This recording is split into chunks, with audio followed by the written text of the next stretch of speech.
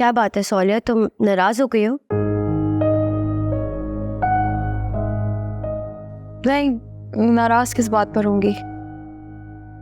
देखो सोलिया, जो कुछ भी मैंने कहा है ना, वो सिर्फ हालात को बेहतर करने के लिए कहा है।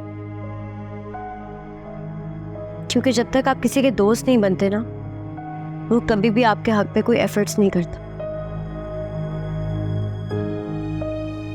और कभी कभी सिर्फ हालात को अपने हक में मोड़ने के लिए हमें बहुत कुछ करना पड़ता है।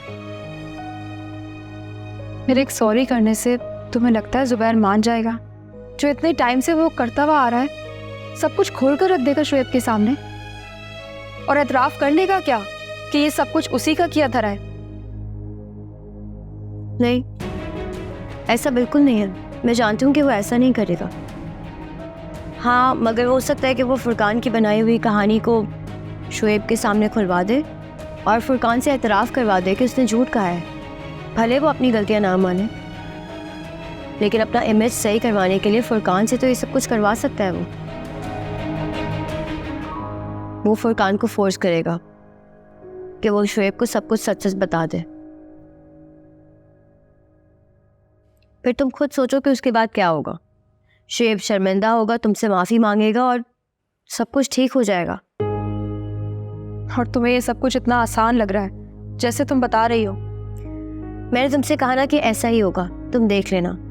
बस एक दफ़ा तुम जुबैर से सॉरी कर लो। नहीं, मैं जुबैर से सॉरी नहीं करूँगी।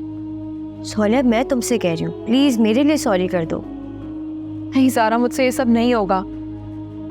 ऐसे इंसान से कैसे माफ़ी मांगूं जिसने मेरा घर ख़राब किया है? क्या तुम चाहती हो कि अब मेरा घर भी ख़राब हो जाए? मतलब? क्योंकि जुबैर ने ये भी कहा है कि जब तक तुम सॉरी नहीं करोगी वो घर नहीं आएंगे। और जो भी तुमने जुबैर से कहा है ना, ये कहने के लिए मैंने तुमसे नहीं कहा था। बात करने में और लड़ने में बहुत फ़र्क होता है सोलिया। अच्छा, अगर तुम चाहती हो कि मेरे घर के हालात भी वैसे ही हो जाए जिनसे तुम गुजर रही हो, तो फिर ठीक है, अपनी बात पर कायम रहो। ज़ारा, अगर तुम्हें लगता है कि मेरी वजह से तुम्हारा घर ख़राब हो रहा है तो मैं जुबैर से माफ़ी मांगने के लिए तैयार हूँ, और तुम कहोगी तो उसके पाँव पकड़ने के लिए भी तैयार हूँ। सोलिया, ये सब मैं सिर्फ अपने लिए नहीं कर रही।